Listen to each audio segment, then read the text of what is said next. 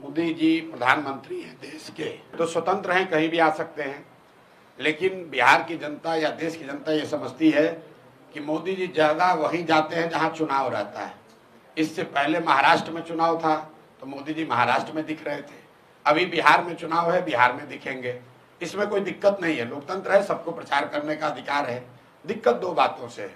पहली बात कि जब आप बिहार में आ रहे हैं, अपने दल का प्रचार करने आ रहे हैं, तो कृपा करके बिहार की गरीब जनता के पैसे से आकर प्रचार मत कीजिए।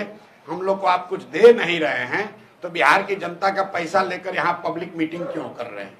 अभी मधुबनी में मोदी जी आए थे, सैकड़ों करोड़ रुपया खर्च करके पंचायत के जितने चुने हुए प्रतिनिधि हैं उनको बस से, गाड़ी से सुविधा देकर सरकार ने एक जगह इकट्ठा किया ताकि मोदी जी उनसे संवाद कर सके। अब संवाद में मोदी जी ने क्या कहा? क्या उन्होंने बिहार की पंचायती राज की व्यवस्था को सुदृढ़ करने की बात कही? क्या उन्होंने ये कहा कि पंचायती राज की संस्थाओं को यहाँ ज्यादा पैसा संसाधन दिया जाएगा? उन्होंने ये कहा कि सहरसा से एक नई वंदे भारत ट्रेन चलेगी जिससे श्रमिक परिवार के बच्चे गुजरात और मुंबई में आसानी से जा सकेंगे। आप जरा देखिए क्या दुर्दशा है बिहार की। मोदी जी देश के प्रधानमंत्री हैं तो गुजरात के भी प्रधानमंत्री हुए, महाराष्ट्र के भी प्रधानमंत्री और बिहार के भी प्रधानमंत्री। अभी मोदी जी गए थे कच्छ में उनका भाषण सुनिए। उन्होंने कहा दुनिया के सबसे बड़े सोलर पार्क में एक सोलर पार्क हमारे कच्छ में बन रहा है। जब वो जाते हैं गुजरात तो बात करते हैं सोलर पार्क की, गिफ्ट सिटी की, इन्वेस्टमेंट समिट की, बुलेट ट्रेन की।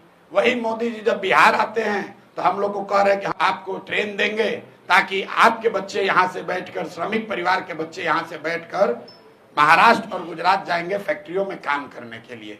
मैं इस बात का सीधे तौर पर विरोध कर रहा हूँ। हम लोग को ऐसा ट्रेन नहीं चाहिए जिसमें बिहार के बच्चे जानवर की तरह बैठकर मजदूरी करने के लिए दूसरे राज्यों में जाए।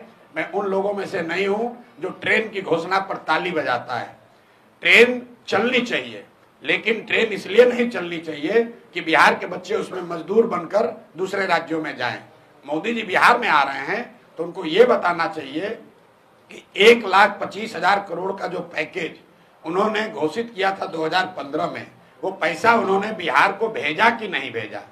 क्योंकि 2015 के बाद बिहार में और देश में दोनों जगह मोदी जी की एनडीए की सरकार है। तो दो ही बात हो सकती है, या तो मोदी जी ने 1,25,000 करोड़ पैसा भेजा नहीं, या अगर भेजा तो उन्हीं की राज्य की सरकार ने, एनडीए के लोगों ने उसको लूट लिया। तो मोदी जी को पहले ये स्पष्ट करना चाहिए कि 1,25,000 करोड़ का हमने पूरे बिहार में देखा था। आरा में खड़े होकर मोदी जी ने कहा 50,000 करोड़ दूं कि 60,000 करोड़ दूं, 60,000 करोड़ दूं कि 80,000 करोड़ दूं, 1,25,000 करोड़ रुपया दूंगा। तो पैसा कहाँ है? कहाँ आया वो पैसा? सिवान के लोगों को कब मिला? छपरा के लोगों को कब मिला?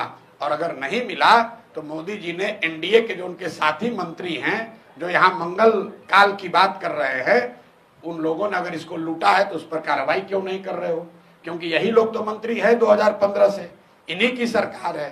तो मोदी जी आए, नई बात कहें। अच्छी बात यह है कि हम लोग के पैसे पर प्रचार न करें।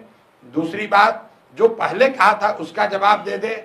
और तीसरी बात, बिहार के लोगों को जीवन भर मजदूरी करने का साधन न दे।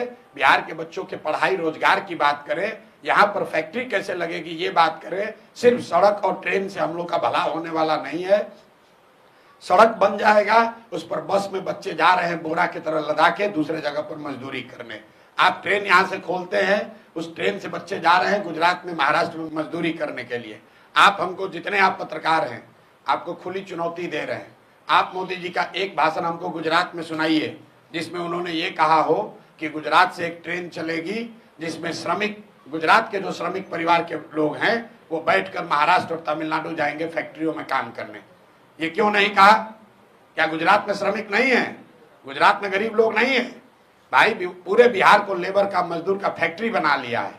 ट्रेन भेजो, बस भेजो और यहाँ से बच्चों को लाद कर 10,000 12,000 रुपया में मजदूरी करने के लिए दूसरे राज्य में ले जाएं। इसलिए इस बात का जनसुराज प्रशांत किशोर हम लोग पूरे तरीके से विरोध करते हैं।